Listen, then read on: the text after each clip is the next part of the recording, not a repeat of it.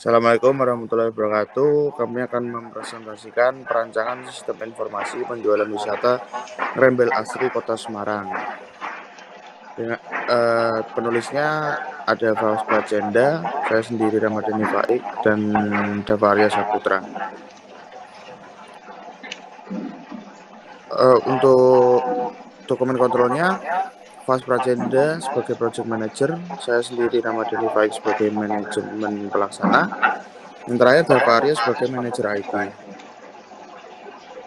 Yang pertama, lingkup scope 1.1 ruang lingkup. Ruang lingkup yang dicakup sistem informasi wisata Ngerembel Asri Semarang antara lain yang pertama, pegawai wisata Ngerembel Asri.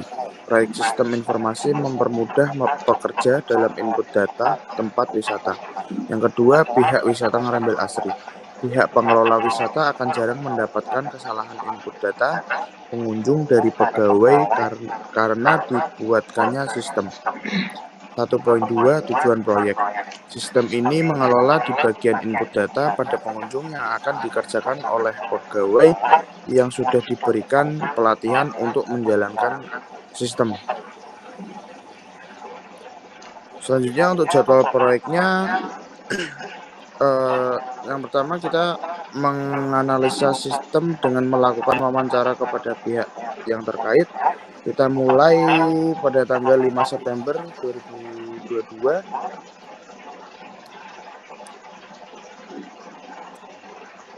dan kita akhiri di administrasi di tanggal 31 Desember 2022.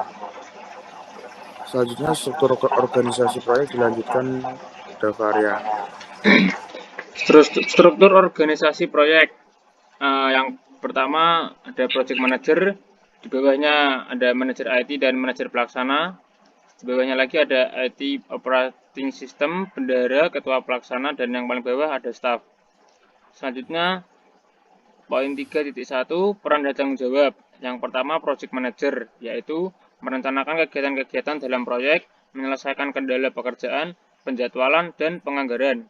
Setelah itu mengorganisasikan, memilih dan menempatkan orang-orang dalam tim proyek, mengorganisasi dan mengalokasikan sumber daya, memonitor status proyek, mengidentifikasi masalah-masalah teknis, titik temu dari para konstituen, yaitu subkontraktor, user, konsultan, dan top manajemen. Setelah itu menyelesaikan konflik yang terjadi dalam proyek. Dan yang terakhir merekomendasikan penggantian proyek atau pengarahan kembali sumber daya bila tujuannya tidak tercapai.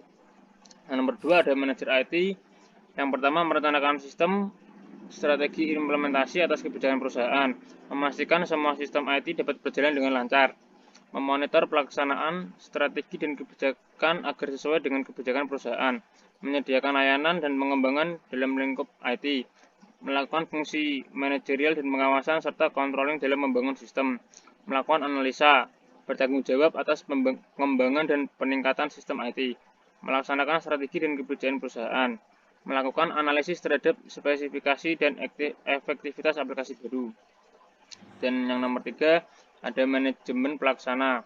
Yang pertama membuat susunan planning. Setelah itu mengelola jalannya sistem operasional dan mengawasi aktivitas kerja, memberikan pedoman, mengefisiensikan waktu, memudahkan dalam pengawasan perencanaan dan penyelewengan yang terjadi, melakukan evaluasi secara berkala agar proyek berjalan dengan target yang ditentukan, melakukan koordinasi dalam sebuah perusahaan secara kompleks dengan berbagai macam bidang. Selanjutnya akan diteruskan oleh Mas Fawas.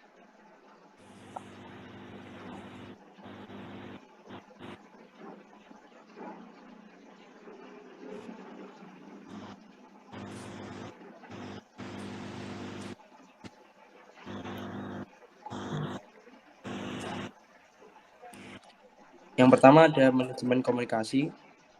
4.1 perencanaan komunikasi. Komunikasi merupakan hal yang penting dalam menghindari kegagalan pada project plan. Tujuan dari perencanaan komunikasi menjamin bahwa semua informasi mengenai proyek akan sampai tepat pada waktunya dan sesuai dengan yang ingin dicapai. 4.2 persiapan pertemuan atau meeting. Yang pertama menetapkan tujuan yang akan dibahas, yang kedua menetapkan siapa yang akan menghadiri rapat, lalu memberikan agenda untuk peserta sebelum rapat, memberikan materi dan bantuan visual, yang selanjutnya jalankan rapat secara profesional, dan yang terakhir membangun hubungan antara anggota.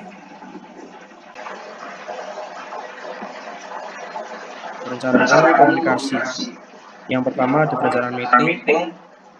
Dari jenis pertemuan, yang pertama ada pertemuan pembukaan, yaitu agendanya melakukan rencana kerja yang mengacu pada project plan. Yang kedua menjelaskan mengenai project yang akan dibuat. Dan yang ketiga pembagian tugas dan tanggung jawab. Untuk masalah waktu, sesekali saat pertama kali eksekusi project. Untuk penanggung jawabnya adalah manajer project. Partisipannya terdapat seluruh anggota tim project. Dan masukan perencanaan manajemen plan, keluarannya rencana awal project. Yang kedua ada pertemuan tim proyek. Yang akan dibahas adalah membahas kemajuan proyek dengan mengacu kepada project plan. Yang kedua ada mengontrol kemajuan dalam pelaksanaan proyek. Yang ketiga ada pertemuan penutupan. Yang akan dibahas yang pertama ada berbagi informasi, yang kedua ada melakukan serah terima proyek.